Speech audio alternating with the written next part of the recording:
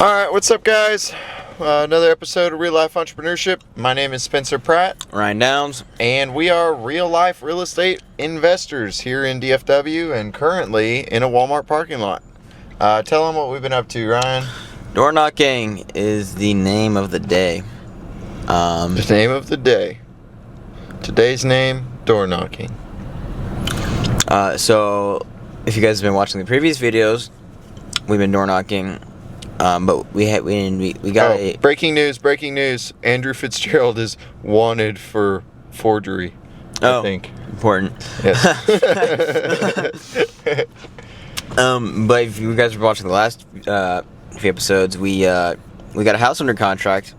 Now that did fall through, unfortunately. Oh, I haven't posted them yet. That's why. Okay. Yeah. Wow. Stay tuned for that.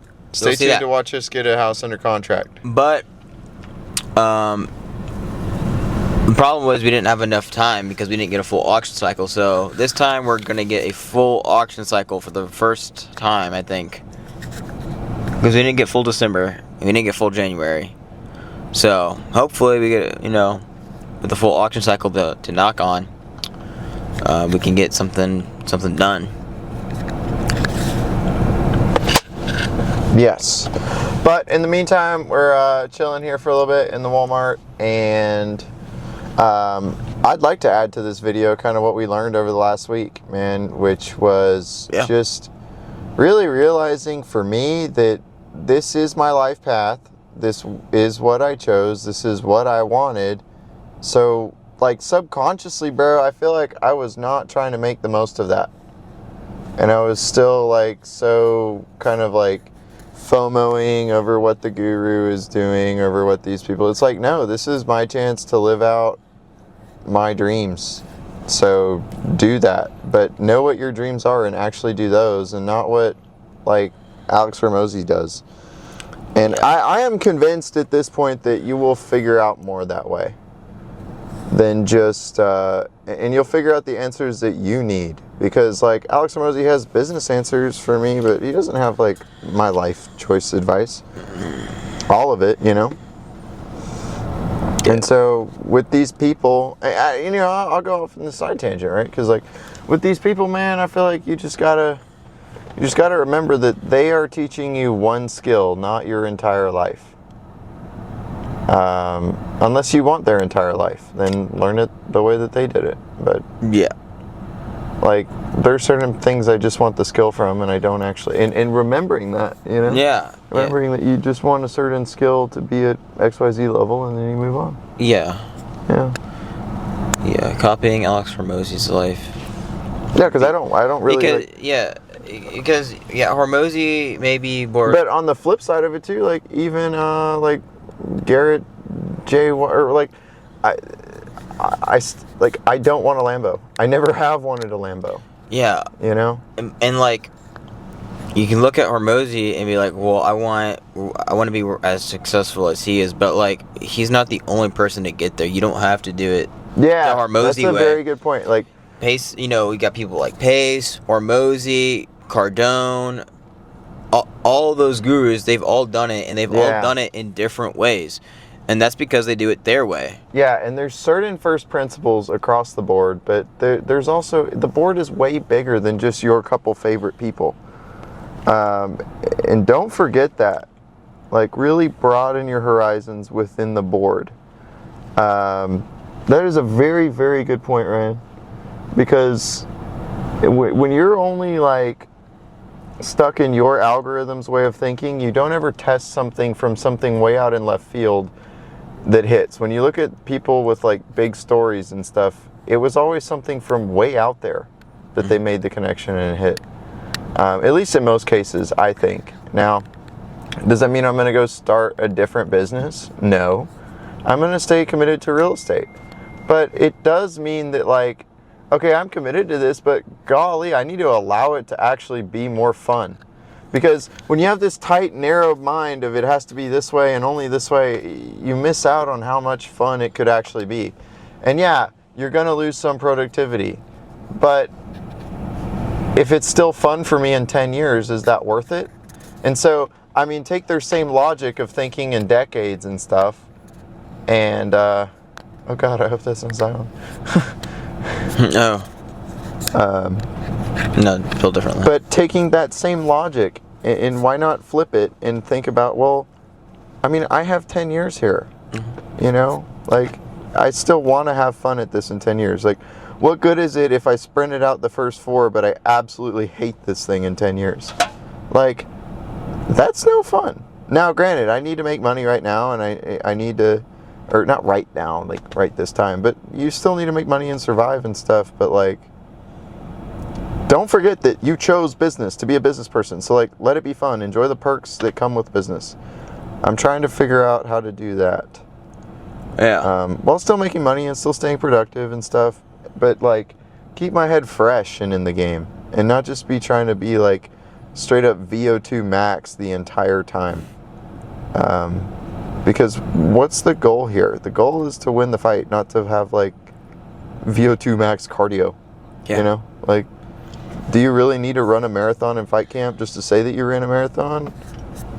You know what I mean? Like, Yeah. Like, think about it that way, right? You got to go fight a guy. So like, does really training for a marathon help you, or does like picking apart how to win the fight help you? Like, because at a certain point, okay, yeah, you ran a marathon before you went to your fight, but your knees hurt so bad that you can barely walk. Is that actually helping you win? And so when you think about it that way, it doesn't. So Yeah. just some tidbits. And, you know, you gotta kind of realize that if you kind of choose this life path, I mean, you're in it for the rest of your life. Yeah, but choose it and accept that you're in it and live it. Yeah. Don't just be on the sidelines and in your head, because I'm very guilty of that. Like, it feels like a lot of time I've just spent just trying to do everything right for others. Yeah. And I forgot about the fact that, like, I chose to do this because I thought it was cool. So, like, why can't I enjoy it? Yeah. You know? I feel like if you enjoy it too, it'll be fun. Yeah. But I do enjoy this. I'm enjoying right now. Yeah, man. This is like, I mean, if I didn't enjoy it, I wouldn't be here. I would have already left. But you gotta eventually lose the pace of make money in 1 year. Yeah. Because once you, like, keeping the pace of make money in 1 year will keep you poor over time. And I think, I can't remember if we've talked about this or not, but like, you should not be measuring anything with money. No. Money is like, you have to become detached from money completely. Yeah, but on the flip side of it too, though, you need to count your chips sometimes. Yeah. Right? Like, you need to count your chips sometimes to know what positions and stuff you can play. Because if you don't know how much you have at all times, That's just arrogant. then everything feels too expensive. Yeah. That's important. Mm-hmm. I feel like, because I have not counted my money in so long, dude. Yeah. That like everything just feels expensive because you're always just kind of treat it like you have none. Yeah. Yeah. But that, I really feel like, is bad for your mental health, because it makes you think like, oh no, I only have $4,000 right now. I'm only gonna have $4,000 ever. It's like, no, you're actively working towards something. Spend the $4,000. Yeah. Nope. Like, yeah. But don't be an idiot and spend it on like one night at the club. I mean, spend it on, you know, like some education and stuff. Make your life more comfortable, and more will be given to you, man. Like, yeah, treating like the initial money that you've made as the end all be all, bro. It's something. But But that's one though. it's a concept, right? Like, it's a concept that sounds so damn easy when they talk to you about it on YouTube, It's but in hard. real life, it's hard. it's hard. And like, I think the only way to get over that is just To do it. to do it. Burn some money. And that, and like, okay, like we got a house under contract. We know that we can do this. There's no doubt in our mind, because we've done it once. We can do it again, and that means we're gonna be okay. We're gonna be a-okay. Which kind of eliminates the fear of, oh my God, I only have a couple thousand left. It's like, okay, yeah, but you know, next month I have the chance at hitting a $20,000 deal. Yeah, so taking that break away from door knocking for so long, dude, I feel like in some ways it did become a bit of negative progress. Yeah, because we were you tighten up so much. We tightened up a lot. Well, we did and we didn't. We did, and we were just blowing money on signs, really. Yeah.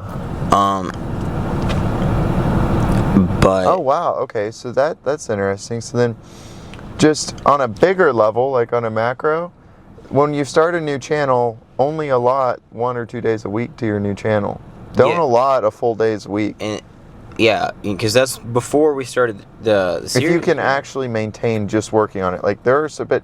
For instance, me and my dad though, like for the presentation stuff, it would be easier for us to just go hunker down. But you know what it is there are so many distractions locally now for my dad that he just can't. Like there's Yeah. just too many local distractions, so you have to get out of town. Yeah. Yeah, I mean, that's what we did with ant signs. We hit that hard, really hard, and we thought we were very smart for putting out. God, bro, between the two of us, 150 signs a week, Yeah. and then those signs were in Oklahoma and East Texas. So we were just and in the end, we learned a lot, but we didn't even end up getting a deal. So it's important not to put all of your chips in one basket and put No, and also that you just have to remember too and realize that like you only have what you think you have, right? Like you think that you're further ahead than you are, but when I look back on the reality of this last year, it wasn't anything. It really wasn't. But it's all that I have now, and it's my only frame of reference, and so it works enough. Now,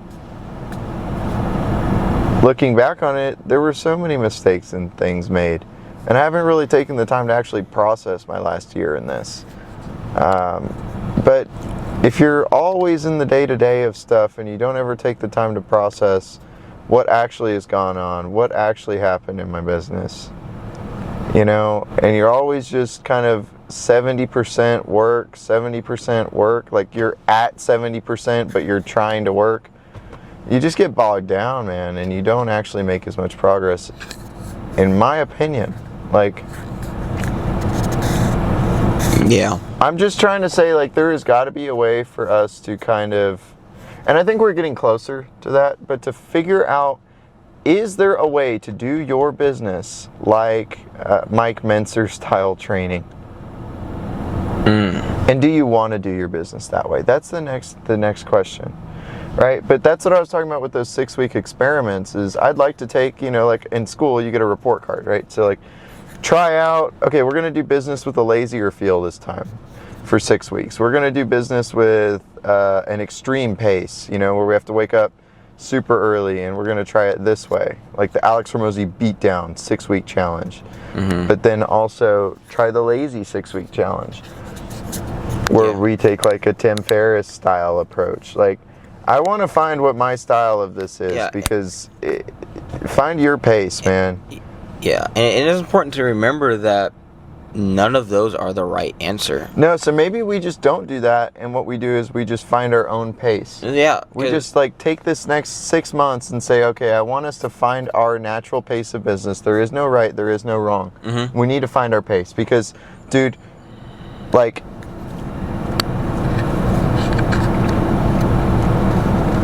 yeah, I'm a year into this. Yeah. But if we have to, like, I don't know. It's so easy to say, like, if we have to keep going, so like, you know you will.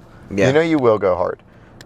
So that's not even the question. It's just like, there are like some things like, so you got like, there are people who are like very heavy into that wake up at 5:30 in the morning workout, and you got some people who are like, I wake up at 7 and I immediately start working. And and then you got, so like, I guess what we have to think about is this, you know, the story of the fisherman, right? So there's this, you don't know it? I'll tell it just that way it's on the video too. So there is this here, one second. This story I heard at a mastermind, and it's a story of a fisherman. And so he wakes up, goes catches his fish for nighttime, He goes, hangs out with his wife, goes to the bar, hangs out, dances with her, hangs out with his kids. He's like, you know, he doesn't have a super nice crib, doesn't have a bad one, doesn't really need a car because he just fishes. Yeah. His life is like super happy, you know? But then one day this dude comes and he says to the fisherman, you have it all wrong. You need to be buying boats and get a loan so that way you can do this. And that way you'll catch 600 fish in a day. And you'll make the money, so now you can go to the store and buy the fish from the store. All right, let the camera sort itself out. So guys, the camera died on the last one and we went to another house. But I think that the whole point of it is, of what I was trying to say is, don't get so lost in seeking process improvement that you forget that the target condition was for you to have a dope life. That's the best way I can say that. Yeah. Don't get so caught up in productivity and process improvement that you forget the point of this was for you to have a dope life. And it's important to remember that a dope life is different for me than it is for him, than it is for Joe Schmo, than it is for Alex Hormozi and Pace. They're all, our dope lives are different. The reason you guys like these guys is because they went out and made the life that they wanted. That's it. And they've attracted people that want the similar life to them. But sometimes you just got to take the advice where you find the advice and like focus less on the teacher, man. Yeah, like I don't want to, like, you know, Hormozi's a great example because he's wildly successful, says a lot of very smart things, and has a lot of really, really good advice. But at the end of the day, Hormozi lives his life to grind. And that's what he does. Purpose. That's what he does, and that is what he has identified as his dope life. But let's not get this like thing where working is not good, because I love this. This is a huge part of me having a dope life. For sure. Getting to do what I want to do. I'm very grateful for that, and like just in that of itself, being happy with that, being happy with what you've actually built, and not constantly being like, and making what you've built better. Sure. Not focusing on what someone else has built and how they did this and that. Like, that can be helpful for when you are building your thing, but not always. And a good example of like this in action, right, is I bought this heat shield for my car windshield, right? And I was like, I'll want this in the summertime. So I bought it.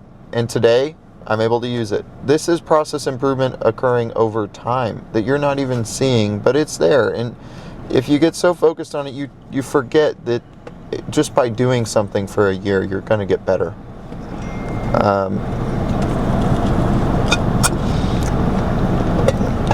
That's all I can say. That's all I have for that. Yeah. Ryan, you got anything? No, I think we hit on our points. All right. So. Well, I hope you guys can understand this. But with that being said, let's go and knock some more doors. That's right. All right.